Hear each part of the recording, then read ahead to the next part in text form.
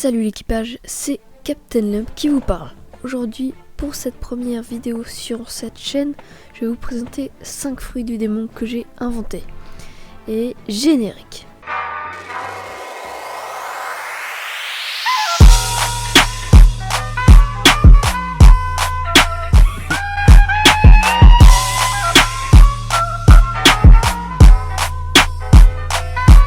Tout d'abord, je vais procéder à une explication des fruits du démon.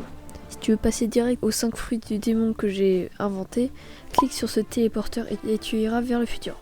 Bon, bref, pour ceux qui restent, je vais vous expliquer ce que sont les fruits du démon. C'est parti. Les fruits du démon. Tout d'abord, il y a 3 catégories de fruits du démon. Les paramécias. Ce type de fruit donne un pouvoir surhumain à la personne qui l'a mangé.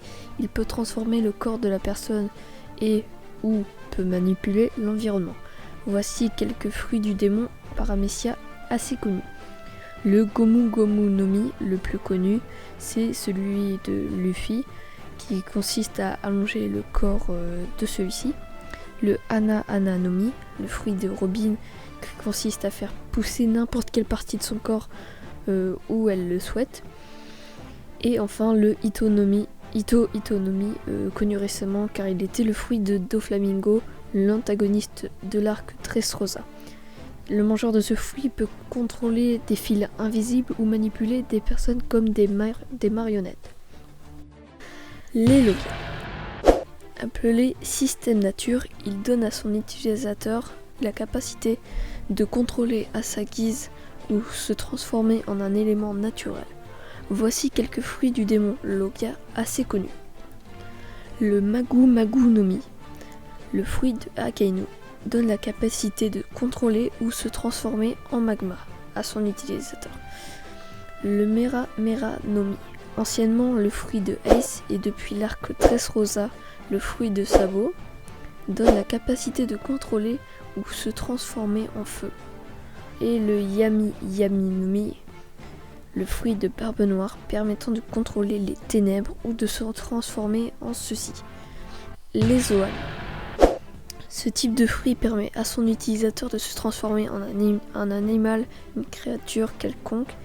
Il en existe 7 catégories. Les Zoan ordinaires.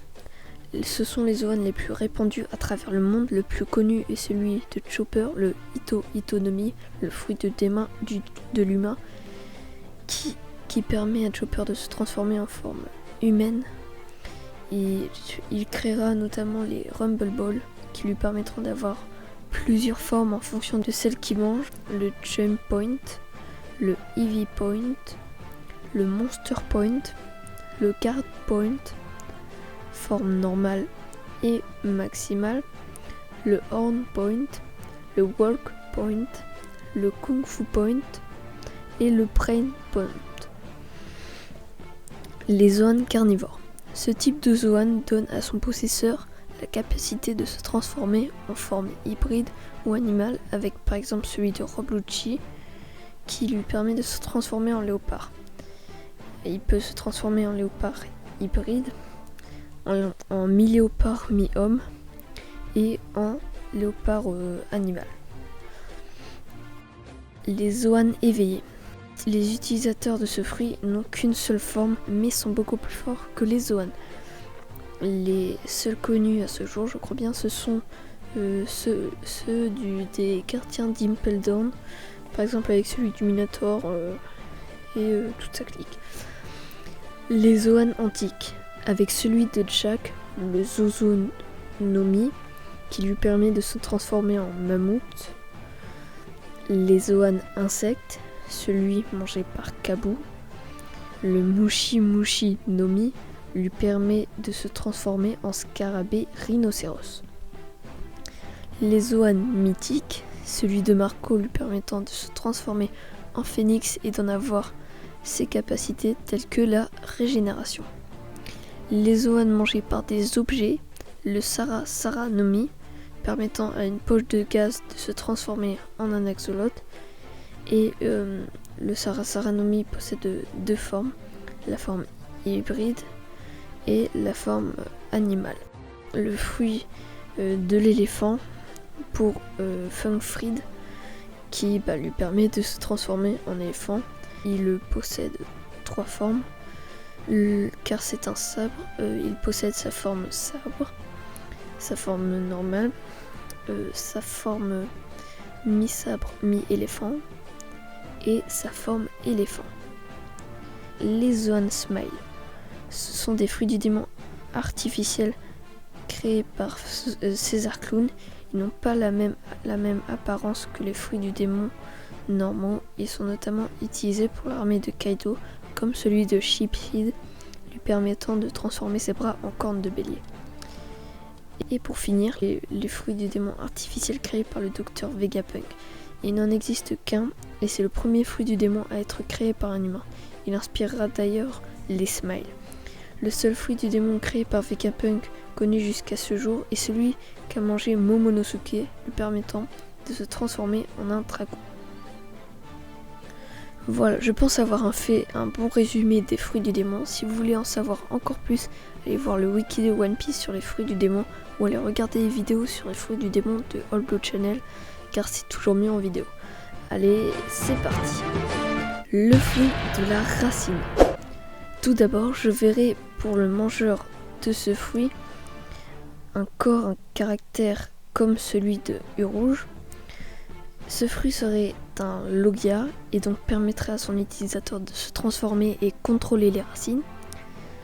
La racine peut être très solide et donc pour le mangeur de ce fruit, en se transformant en racine, serait pratiquement invincible. Il n'aurait donc pas besoin du haki de l'armement, car la racine lui fournit un corps presque incassable. La racine peut être soigneuse ou très toxique. L'utilisateur aurait donc la capacité de se soigner ou de s'intoxiquer. Mais je pense que l'utilisateur ne serait pas assez stupide pour s'intoxiquer et donc il ferait ceci aux adversaires qu'il rencontrerait. Il pourrait aussi se déplacer en racine, aller sous terre et autres, ce qui serait très utile. Le fruit de la corde. Je trouve que le mangeur de ce fruit devrait ressembler à Tetsuna de Buster Kill, mais avec peut-être un caractère comme Diamante. Ce fruit devrait être soit Logia, soit Paramecia. Il serait bien sûr mieux en Logia.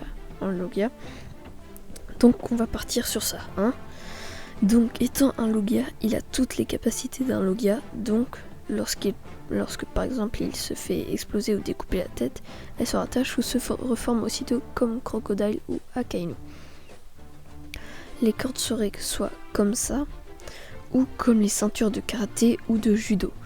Je les verrais bien comme des ceintures de karaté personnellement. Les cordes pourraient transpercer et couper les gens. Il pourrait aussi avoir un éveil comme celui de Doflamingo. Le fruit de la pâte. Le personnage l'ayant mangé devrait être une personne avec un peu le même caractère que Marco. Calme et plutôt tranquille. Enfin voilà. Je le verrais bien avec une tenue comme ceux de l'équipage de l'eau. Il pourrait faire partie de l'équipage de celui-ci ou de celui de Big Mom, car la pâte est utilisée pour les gâteaux, le pain, etc. Ce serait un Logia et donc donnerait la capacité à l'utilisateur de se transformer en pâte. Il pourrait faire un peu comme Monsieur 3 en faisant aller dans tous les sens la pâte.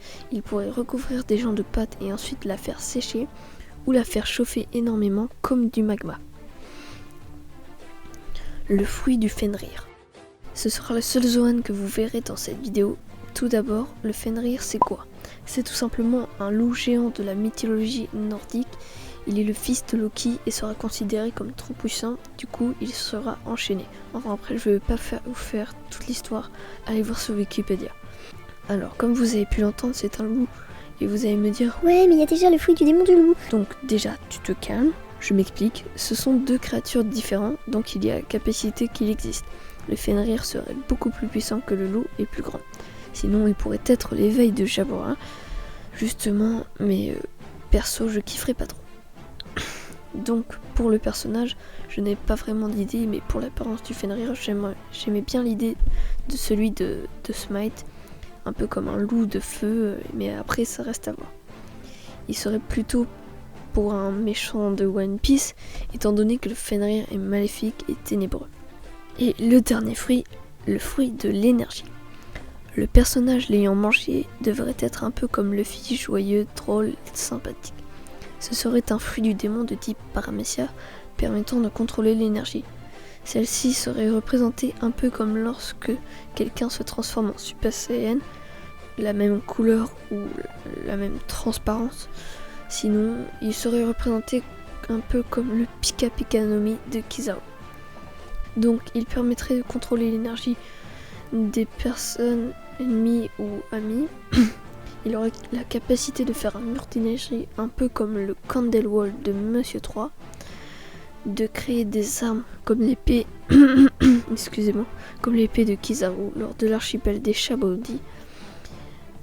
La personne l'ayant mangé n'aurait pas besoin du Haki des rois, car il pourrait baisser l'énergie de ses ennemis en lâchant une sorte d'onde d'énergie, un peu comme lorsque Shanks arrive sur le bateau de Barbe Blanche.